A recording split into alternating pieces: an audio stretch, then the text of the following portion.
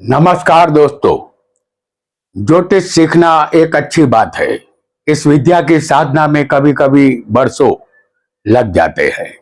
इसे सीखने के लिए हमारे अंदर एक आग लगनी चाहिए, एक लगन होनी चाहिए, या यूं समझिए हमारे अंदर एक जुनून पैदा होना चाहिए। तब जा करके हम ज्योतिष शास्त्र में पारंगत बन सकते हैं। इस दुनिया में नामुमकिन जैसा कुछ भी नहीं है। इंसान वही है जो हमेशा अपनी सकारात्मक सोच बनाए रखता है। सकारात्मक सोच से जीवन सुंदर और सुहाना बनता है, और यह एक निर्विवाद सत्य है। और इसी सत्य के साथ आज हम अपने इस एपिसोड की शुरुआत करेंगे। आप सबको नरेश गांधी का सादर प्रणाम। यह हमारा 637वां एपिसोड है, जिसका नाम है कुछ आजमाए हुए जानदार सूत्र। दोस्तों, मनुष्य के जीवन में हमेशा उतार चढ़ाव आते रहते हैं। इसके लिए यदि हम दूसरों पर दोषारोपण करेंगे तो इसका कोई मतलब नहीं है और कोई फायदा भी नहीं है। इससे तो अच्छा है कि हम अपना समाधान ज्योतिष विद्या से खोजें, क्योंकि हमारी ज्योतिष विद्या के पास हर सवाल का समाधान है। और आज की दुनिया में कोई अहम प्रश्न यदि है तो वो धन का है। धन आम आदमी की पहली जरूरत बन चुका है। बिना धन के एक दिन भी निकालना मुश्किल है। चाहे धन कोई भी हो, शादी हो, नौकरी हो या संतान हो, मिल्कियत हो, मकान हो, कोई भी सवाल का जवाब 12 स्थान, 12 राशि, 9 ग्रह या हमारी जन्म कुंडली में बनने वाले खास योगों से ढूंढा जा सकता है। कुंडली के योग हमें धन कुबेर भी बनाते हैं, और कुछ ऐसे योग हमें फकीर भी बना देते हैं। तब सवाल यह पैदा होता है कि ऐसा क्यों होता है।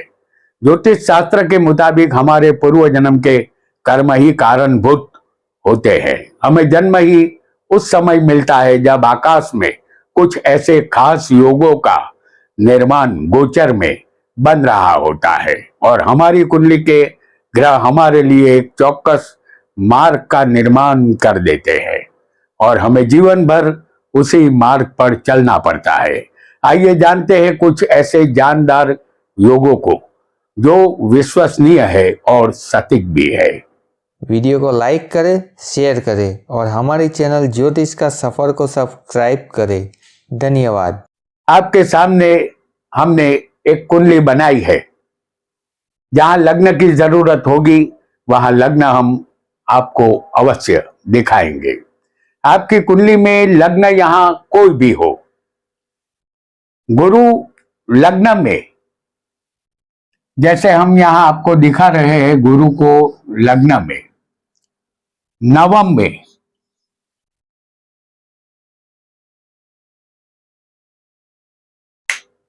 और 11वें, यही गुरु लाभ स्थान में भी किसी की कुंडली में हो सकता है। यह गुरु का श्रेष्ठ पोजीशन मानी जाएगी।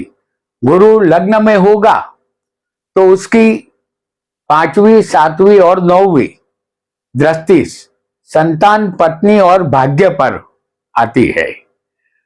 9वें गुरु होगा तो ये गुरु लग्न को, तीसरे पराक्रम स्थान को और संतान के स्थान को देखता है। और यदि गुरु 11वें होगा तो उसकी 5वीं दृष्टि पराक्रम पर, 7वीं दृष्टि संतान पर और 9वीं दृष्टि पत्नी के स्थान पर आती है। कुल मिलाकर ऐसा जातक पराक्रमी बनता है और उसे पत्नी, पुत्र, विद्या और धन का सुख अवश्य मिलता है। तो गुरु की ये पोजीशन जो है इन स्थानों में, पहले 9वें और 11वें स्थान में, इस पोजीशन को बहुत अच्छा माना जाएगा। आपका लग्न यहां कोई भी हो, आपकी कुंडली में चौथे या छठे मंगल और शनि की युति बनी हो, जैसे हम यहां आपको चौथे स्थान में दिखा चुके हैं और छठे भी अब दिखा देते हैं। यही युति मंगल और शनि की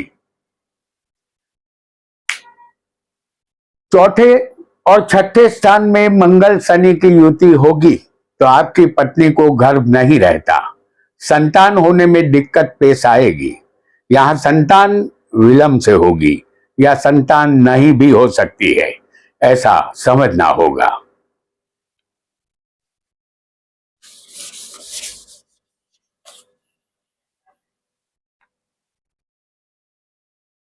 आपकी कुंडली में मेष लग्न, वृषभ लग्न या मकर लग्न हो और दशम स्थान में स्वग्रही या उच्च का शनि बैठा हो, जैसे इस उदाहरण कुंडली में समझिए कि मकर लग्न है, जैसे हम यहां आपको दिखा रहे हैं मकर लग्न, और शनि सप्तम स्थान में, माफ कीजिएगा, दशम स्थान में तुला राशि में उच्च का है। आपकी कुंडली में दशम में शनि मकर या कुंभ राशि का भी हो सकता है। हमने यहां शनि को तुला में उच्च का दिखाया है। यदि ऐसा होगा तो जातक अपने धंधे व्यवसाय में बहुत आगे निकल जाता है, वह तोज पर पहुंच जाता है। जातक तब तक तोज पर बना रहता है जब तक उसके कर्म पाक साफ रहते हैं।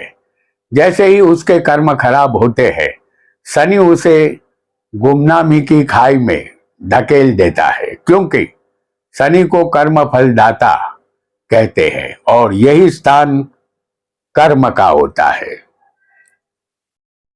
आइए बहुत जल्दी से एक अन्य योग को भी जान लेते हैं। यदि आपकी कुंडली में कोई भी लग्न हो, 12वें व्यय स्थान में अकेला चंद्र बैठा हो, जैसे हम यहां आपको दिखा रहे हैं चंद्र को 12वें, लग्न आपका कोई भी हो, चंद्र अकेला 12वें बैठा हो, तो जातक तीव्र बुद्धि का मालिक होता है। हालांकि उसका मन थोड़ा विचलित रहता है। 12वें चंद्र वाला जातक ज्यादातर ऐसे कदम उठाता है जिससे उसका खुद का नुकसान हो।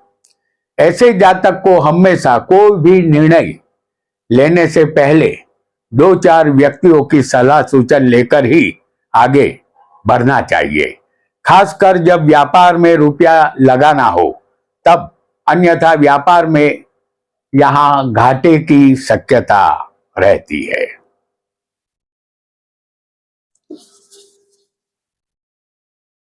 आपकी कुंडली में 12वें का मालिक किसी भी स्थान में कहीं भी उच्च का बैठा हो तो आपका धन आपके हाथों से निकल जाएगा। उदाहरण कुंडली हम मेष लग्न की पेश करेंगे और इस कुंडली में 12वें के मालिक गुरु है। हालांकि एक मिनट,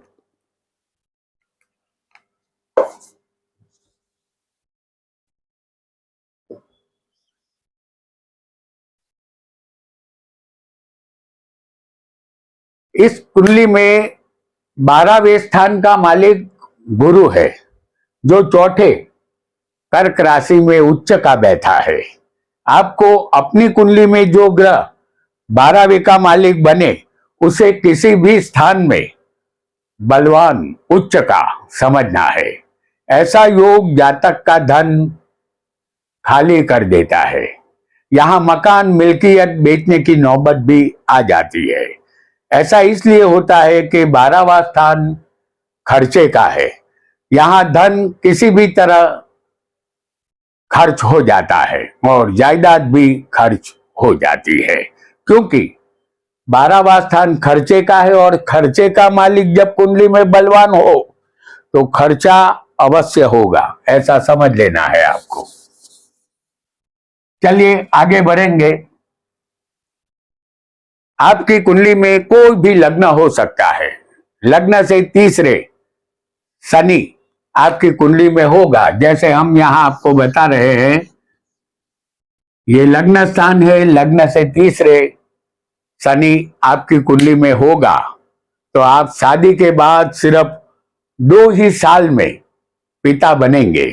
आप बहुत जल्द पिता बनने का सौभाग्य प्राप्त करेंगे। यदि कोई स्त्री की कुंडली में लग्न से 11वें शनि बैठा होगा लाभ स्थान में, तो उसे भी जल्द मातृत्व प्राप्त होता है, यानी उसे भी माता बनने का मौका जल्द ही मिल जाता है और संतान सौभाग्य का प्रतीक होता है। यहां संतान प्राप्ति जल्दी से हो जाती है, ऐसा समझना है।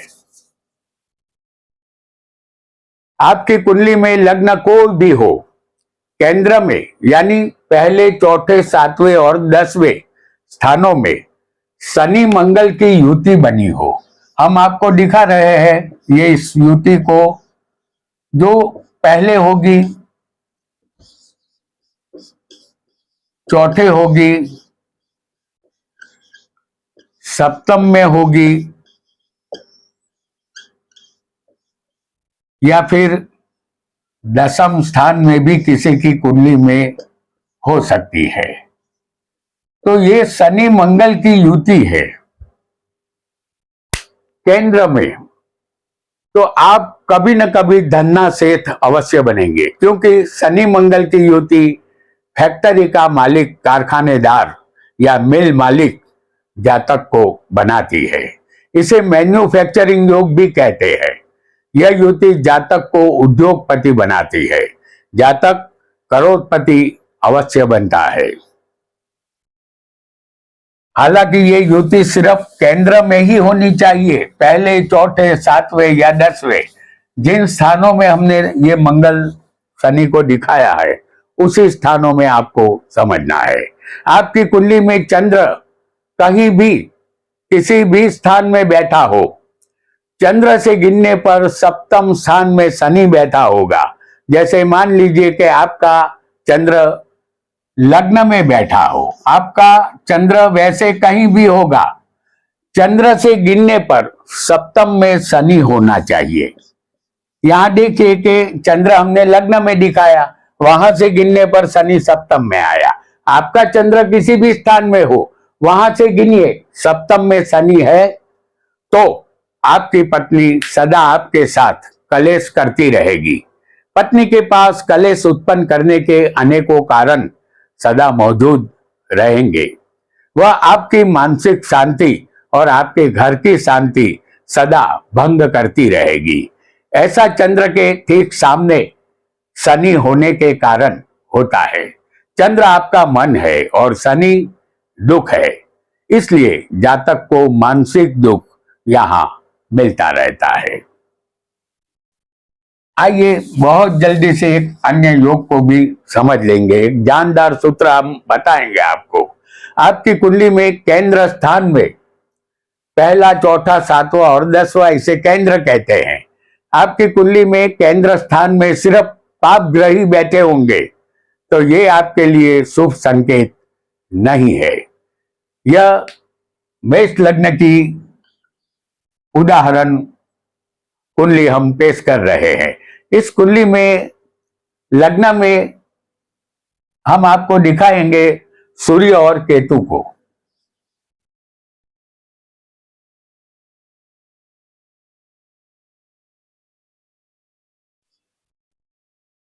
और चौथे स्थान में शनि होगा।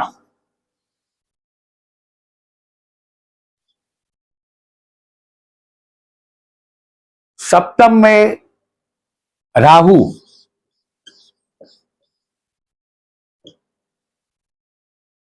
और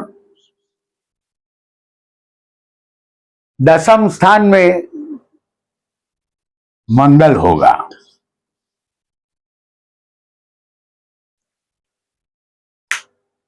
आप देख सकते हैं कि सभी केंद्र स्थान में पाप ग्रह यहां बैठे हुए हैं।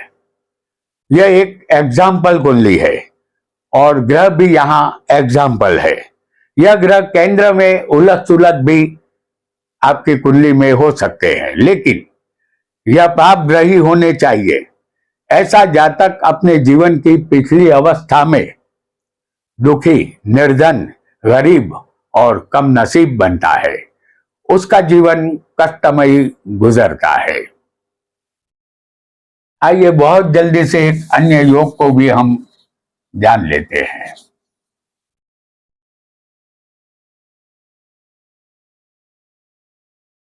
यहां फिर एक बार मेष लग्न की उदाहरण कुंडली हम पेश करेंगे। इस कुंडली में लग्नेश मंगल है।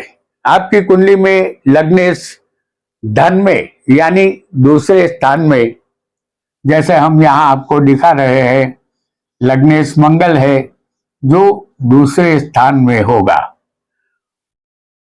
या लग्नेश आपकी कुंडली में नवम स्थान में भी हो सकता है, जो भाग्य का स्थान है।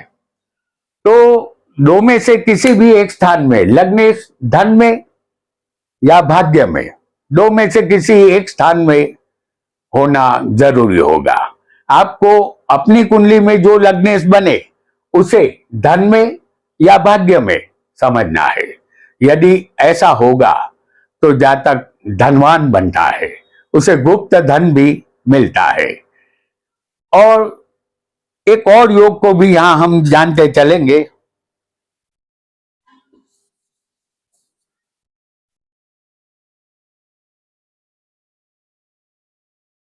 फिर एक बार मेष लग्न की उदाहरण कुंडली होगी और धनेश बनेंगे शुक्र। धनेश यानी धन का मालिक अष्टम में बैठा होगा। इस कुंडली में धनेश शुक्र है। आपको अपनी कुंडली के धनेश को समझना है। बराबर, आपकी कुंडली में जो धनेश बने उसे आपको अष्टम स्थान में बैठा समझना है। तो आपको अपनी कुंडली में जो धनेश बने उससे अष्टम में समझना है। तब भी गुप्त धन या बिना मेहनत का धन मिलता है। किसी की विल वसीयत से हिस्सा भी मिलता है। किसी की जायदाद के आप वारिस बन सकते हैं। तो दोस्तों, आज हमने कुछ आजमाए हुए जानदार सूत्रों को जाना। हमें यकीन है कि आज का यह वीडियो आपको पसंद आया होगा। ऐसे ही किसी नए वीडियो के साथ हम फिर एक बार आपसे मिलेंगे।